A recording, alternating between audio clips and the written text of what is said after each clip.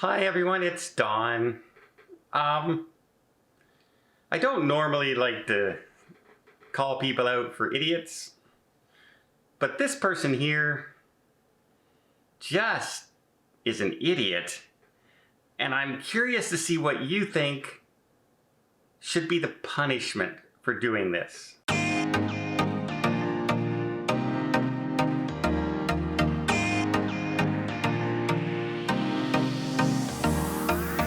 So recently here in Ottawa, Canada, one of the snowy capitals of the world, we had someone drive down the Ottawa River. And don't think they're going ice fishing. Don't think they're going snowmobile. No.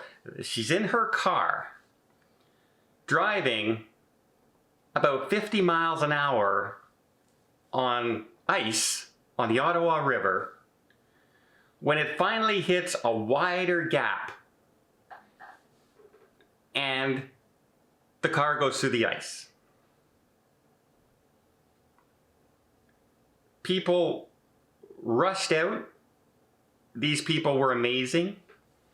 They were concerned for her safety. Obviously, if you look at the pictures of the car afterwards, you can see why they would be concerned with her safety. I mean, it was cold, it's freezing water, it's ice, you can't get out. If you get stuck in there, you can get frostbite right away. It's a very dangerous situation, and while all these people were trying to figure out how to rescue her out on her car, what does she do? She takes a selfie. She takes a selfie. If that doesn't speak for some of the mentality that we have in our society nowadays, nothing else does. So you're in a possible life and death situation for yourself that you put yourself in, by the way. This isn't an accident. She wasn't being chased by hoods like in the movie. She wasn't running away from a natural disaster. She was joyriding down a riverbank in the ice. And her car goes through the ice.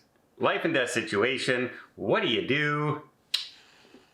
Smiling selfie as your car is sinking into the ice behind you and you're standing on the hood because you're a frickin' idiot. I don't know this person. I know she's a younger person. You can tell by the picture. But the police charged her with reckless endangerment with a motor vehicle.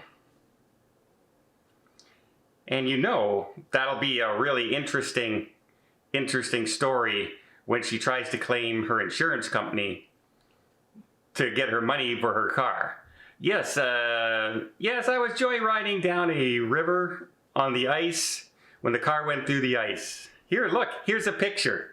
Here's a picture I took on my phone. You can see it's going through the ice, so you should obviously pay me for my car and refund me my price of my car, please.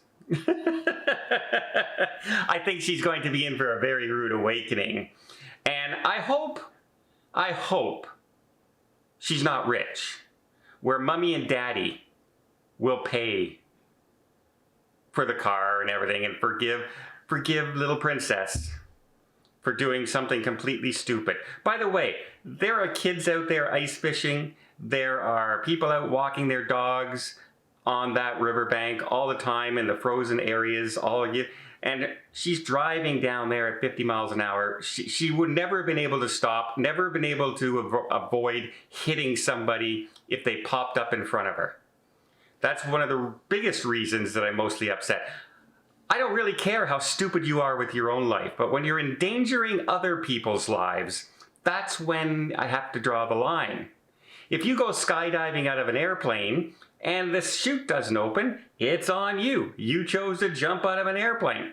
However, if you land on somebody on the ground, that's a different story. Yes. No, sorry. That's just horrible. Okay, so what do you think the punishment should be? It's obviously a very young person. They're not saying the age. They're not. She's legally able to drive. We do know that. She declined to go to the hospital for any kind of medical situation, and the only thing that she was charged with was reckless endangerment. Now, I think automatically, if you're driving down the streets of Ottawa and you get pulled over on a breathalyzer check and you test over the limit for alcohol or marijuana, they will pull your license instantly for a week. So I'm hoping that's what happened here, that at least her driver's license is pulled, and I hope she takes years to get it back.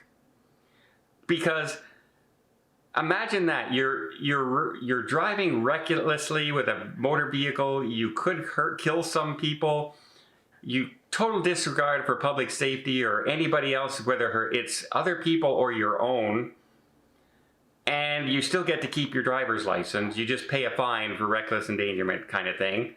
Or compared to somebody who is out of the country for a year when your driver's license is to be renewed, and by the time you get back to the country, they say, no, you don't have a license anymore. You have to go through all the testing again as if you're a brand new driver.